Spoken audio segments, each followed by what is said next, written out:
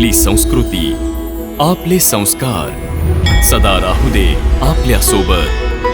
भारताच्या महान ग्रंथांचे आणि काव्यांचे संपूर्ण संकलन सबस्क्राइब करा तिलक।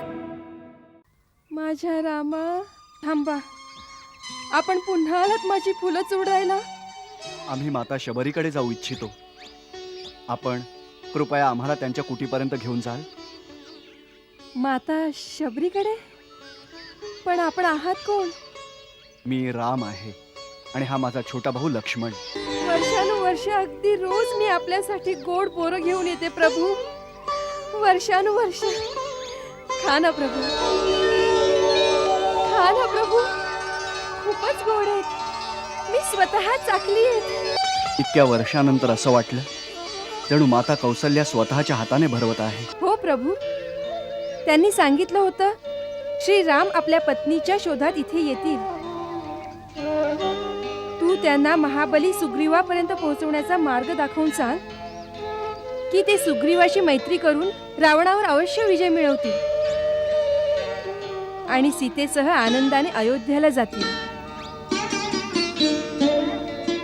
हे भविष्य निश्चित आहे प्रभू। माता, मी तर केवळ इतकंच जाणतो आहे की भगवंताच्या जवळ जातपात, ज्ञान, धर्म, कुळ, गुण आणि चातुर्याला काही महत्त्व नसतं।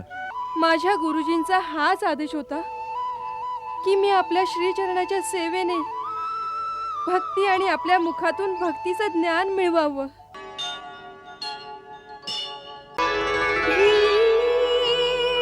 परम तपस्विनी शबरी होतीच ना,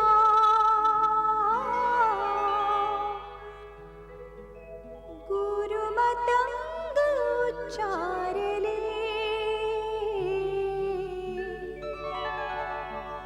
तुला भेटतील राम।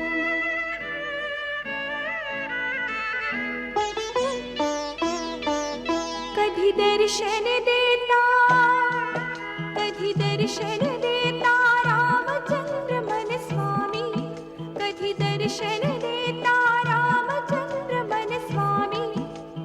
वाट पाहुनी थकून गेली शबरी, वाट पाहुनी थकून गेली शबरी।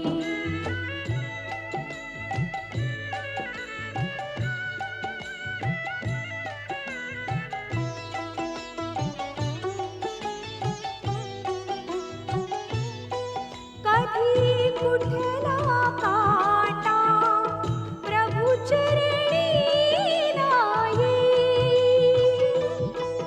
विचून फुलेही मार्गावर अंथरली। चाखून फळेही, चाखून फळेही सजेली हमी थाळी, चाखून फळेही सजेली हमी थाळी। वाट पाहुनी थकून गेली शबरी, वाट पाहुनी थकून गेली शबरी।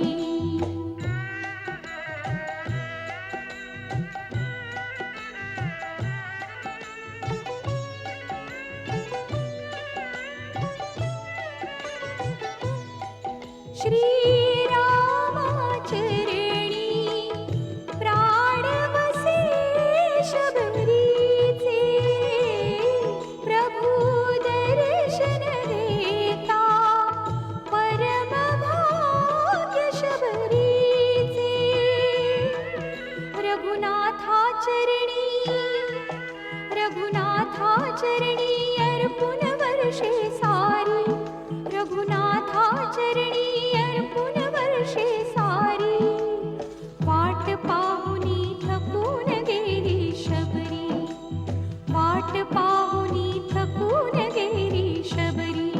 कधी दर्शन देता, कधी दर्शन देता रामचंद्र मन स्वामी, कधी दर्शन देता रामचंद्र मन स्वामी।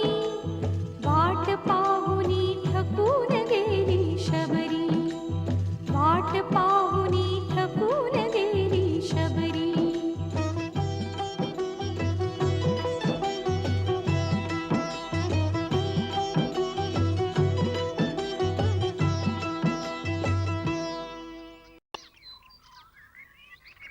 माझ्या रामा,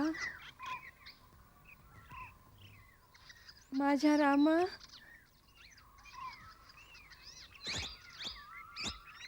माझ्या रामा.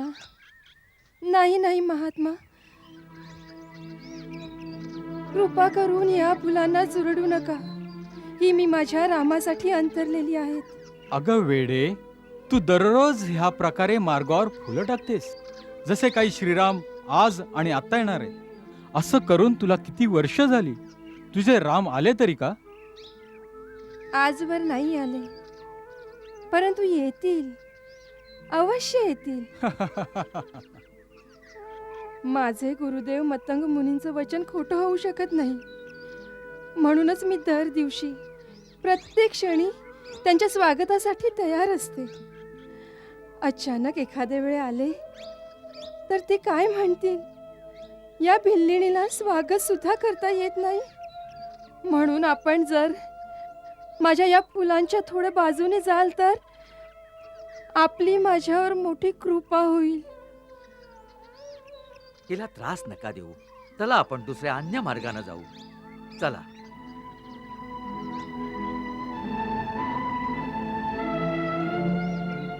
राम, मला तर कधी कधी असं वाटतं की जणू काय भिल्लीण वेडी झालीये.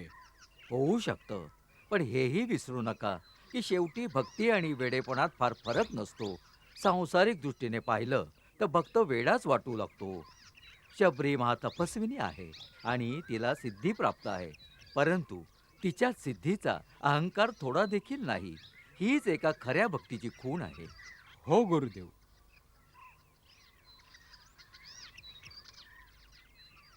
माझ्या रामा, माझ्या रामा, माझ्या रामा, माझ्या रामा. थांबा, आपण पुन्हा आलात माझी फुलं चुडायला.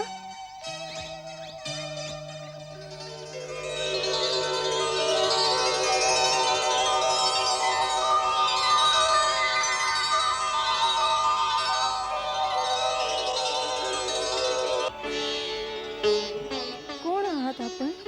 आम्ही माता शबरीकडे जाऊ इच्छितो. आपण कृपया आम्हाला त्यांच्या कुटीपर्यंत घेऊन जाल. माता शबरीकडे? पण आपण आहात कोण? मी राम आहे आणि हा माझा छोटा भाऊ लक्ष्मण.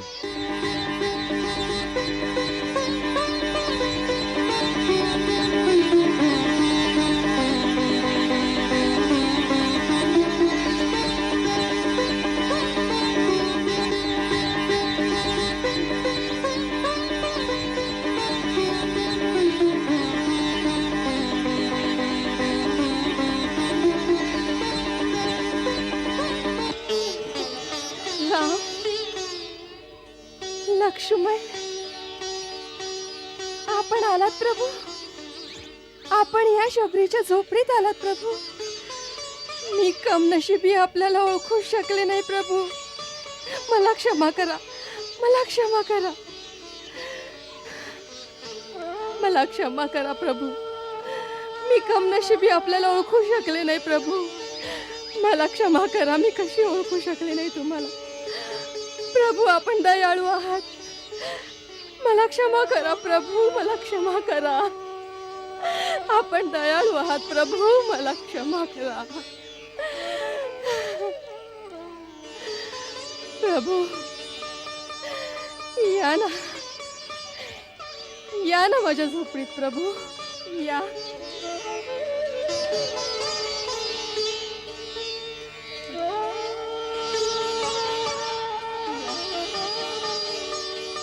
या ना.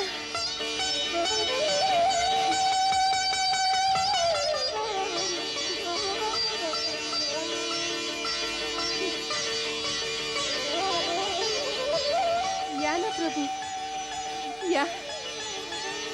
सावकाश या प्रभू, या ना. आज आपल्या चरण स्पर्शाने माझी झोपडी पवित्र झाली आहे. या ना प्रभू, विराजमान व्हा. बसा, बसा ना प्रभू.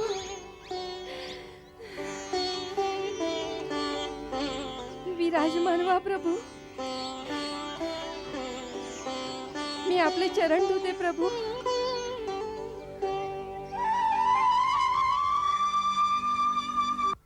नाही नाही माते, आता ह्याची काही आवश्यकता नाही. तुझ्या स्नेहपूर्ण अश्रूंनी मी आधीच पवित्र झालो आहे. प्रभू, आपल्याला भूक लागली असेल ना? हो, मी फळं घेऊन येते प्रभू. मी फळं घेऊन येते. हो, मी फळं घेऊन येते. मी फळं घेऊन येते. वर्षानुवर्ष अगदी रोज मी आपल्यासाठी गोड बोरं घेऊन येते प्रभू. वर्षानुवर्ष. खा ना प्रभू.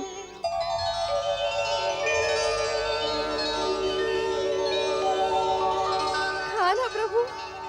खूपच गोड आहेत. मी स्वतः चाखली आहेत.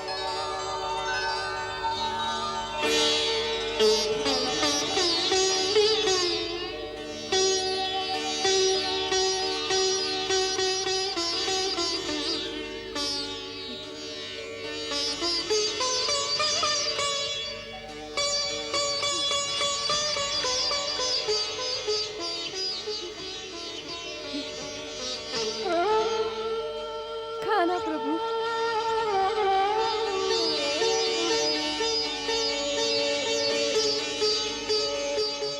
लक्ष्मण, खा.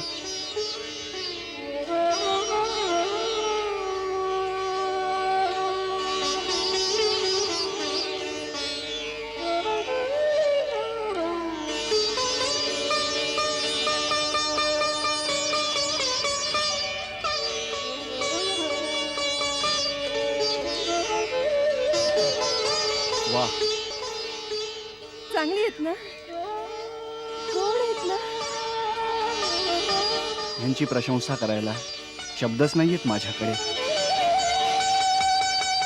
इतक्या वर्षानंतर असं वाटलं जणू माता कौसल्या स्वतःच्या हाताने भरवत आहे. लक्ष्मण, अशी गोड फळं तर भगवंतांना वैकुंठात सुद्धा नाही मिळू शकणार. हा सगळा माझे परमगुरु महामुनी मत्तांच्या शक्तीचा प्रभाव आहे. त्यांच्या तपोबलाच्या प्रभावामुळे या मतंगवनातील फुलं कधी कोमेजतच नाही. फळं सदैव ताजी राहतात. या आश्रमाच्या चहूकडे सगळे प्राणी आपली हिंसा वृत्ती सोडून देतात. परमगुरु जिथे बसायचे तिथे त्यांच्या चरणाशी वनातले सिंह आणि आश्रमातल्या गायी बकऱ्या एकत्रच पाणी प्यायचे. त्यांना पंचत्वात विलीन होऊन वर्ष लोटली, पण ज्या वेदीवर बसून ते यज्ञ करीत असत तिथे अजूनही एक तेजस्वी, एक प्रकाशाची आभा झळकत असते. किती पवित्र असेल ते स्थान आणि किती भाग्यवान आहात आपण की अशा परमगुरूची सेवा करण्याचं पुण्य जे मिळालं. त्या सेवेचा पुण्यप्रसाद आहे की आपलं दर्शन झालंय. हे रामा, साक्षात भगवंताचं दर्शन घेऊन माझ्या बऱ्याच जन्माचं पुण्य फलप्रद झालंय. जेव्हा आपण चित्रकूटाला येण्याची बातमी कळली त्याच दिवसात गुरुदेव आश्रमातल्या सर्व ऋषीमुनींना घेऊन दिव्य विमानात बसून आपल्या तीर्थक्षेत्री निघून गेले.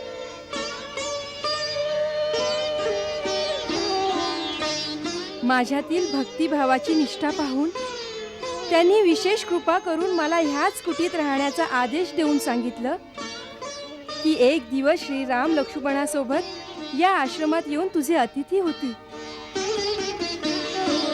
त्यांच्या केवळ दर्शनाने तू आपल्या भक्तीचे अंतःफळ प्राप्त करशील आणि त्यानंतर तू आमच्याकडे निघून ये. त्यांना आम्ही येणार हे ज्ञात होतं. हो प्रभू, त्यांनी सांगितलं होतं श्रीराम आपल्या पत्नीच्या शोधात इथे येतील. तू त्यांना महाबली सुग्रीवापर्यंत पोहोचवण्याचा मार्ग दाखवून सांग की ते सुग्रीवाशी मैत्री करून रावणावर अवश्य विजय मिळवतील आणि सीतेसह आनंदाने अयोध्येला जातील. हे भविष्य निश्चित आहे प्रभू. आपल्याला दनू नावाच्या गंधर्वाने जे काही सांगितलंय मी त्याचं समर्थन करते प्रभू. आपण हा निरोप सांगून जणू आपल्या परमगुरूंचा आशीर्वाद माझ्यापर्यंत पोहोचवला आहे. आता कृपा करून हे सांगावं की आम्ही महाबली सुग्रीवापर्यंत कसे पोहोचू. आपण अजाणतेपणे विचारता प्रभू. तर सांगते. ह्या इथून पुढे गेल्यावर आपल्याला पंपासूर नावाचं एक सुंदर सरोवर लागेल. त्याच्या दक्षिण तटाकडे विश्वमुख आणि मल्ल्याद्री नावाची 2 पर्वत शिखरे दिसतील. सुग्रीव आपल्या 4 मंत्र्यांबरोबर तिथेच राहतात, ज्यांच्यात हनुमान नावाचा आपला एक चिरपरिचित भक्तही आहे प्रभू. त्यांच्या सहकार्याने सुग्रीवाशी भेट झाल्यावर आपल्या मार्फत सुग्रीवाचं एक इच्छित कार्यही पूर्ण होईल प्रभू. आपल्या ह्या आश्वासनाला मी आपला आशीर्वाद मानतो माते.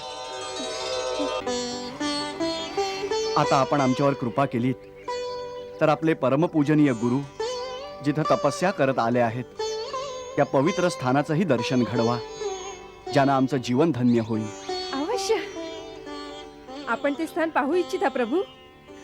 माझ्या गुरुचं ते स्थान पाहण्यासारखंच आहे. या ते स्थान दर्शन घेण्यासारखंच आहे. या या ना प्रभू. या या.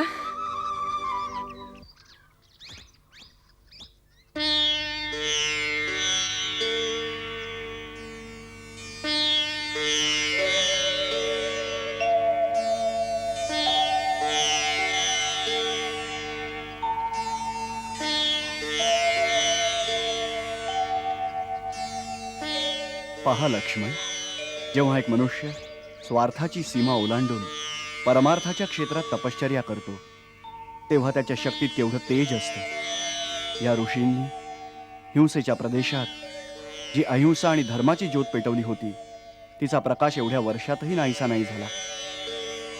महामुनी, आपण जिथं कुठं असाल आम्हाला आशीर्वाद द्या की आम्ही कर्तव्य आणि परमार्थाच्या वाटेवर दृढ विश्वासानं पुढे जाऊ.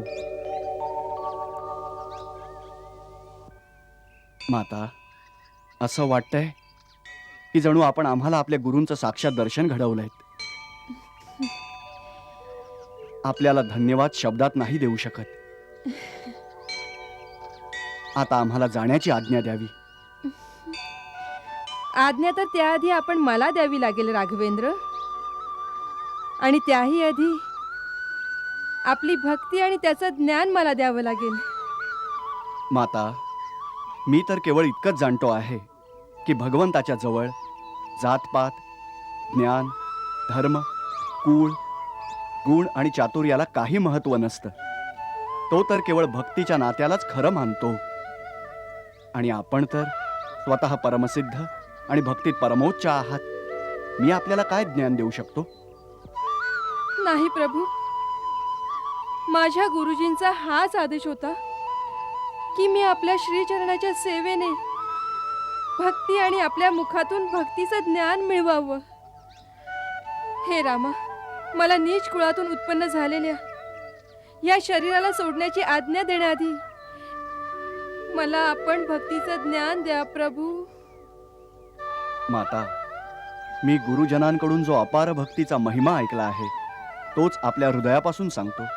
आपणही हृदयातूनच ऐकावा. नवधा भगति कहूँ तो ही पाही, सावधान सुन धरु मन माही. प्रथम भगति संतन कर संगा, दूसरी रति प्रभु कथा प्रसंगा. गुरुपद पंकज सेवा, तीसरी भगति अमान. चौथी भगति प्रभु गुणगन, करई कपट तजगान. मंत्र जाप प्रभु दृढ़ विश्वासा, पंचम भजन सुवेद प्रकाशा. छठ दम शील बिरति बहु कर्मा, निरत निरंतर सज्जन धर्मा. सातवां सम हरि भय नग देखा, हरिते संत अधिक करि लेखा। आठवां जथा लाभ संतोषा, सपने हूँ नहीं देखई पर दोषा।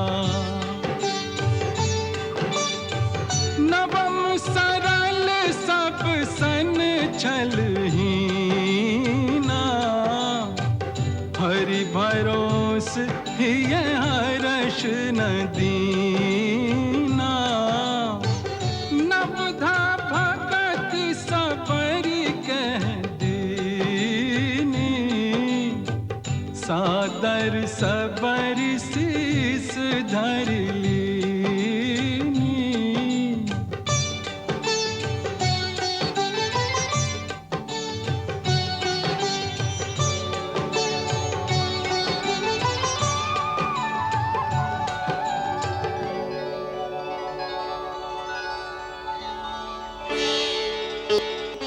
हे दीनदयाळा, आपण दीन समजून जी ह्या सेविकेवर कृपा केलीये ती सतत तशीच ठेवा. अशी कृपा करा की माझं चित्त सज्जनांवरून कधीच ढळू नये. आता मला माझ्या गुरुजनांकडे जायची अनुमती द्यावी प्रभू.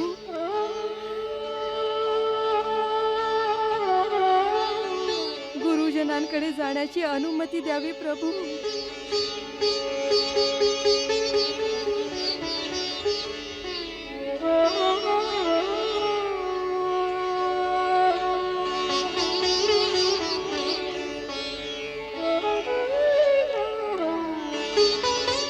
माता, आपला मार्ग भक्तीच्या ज्योतीनं प्रकाशमान हो.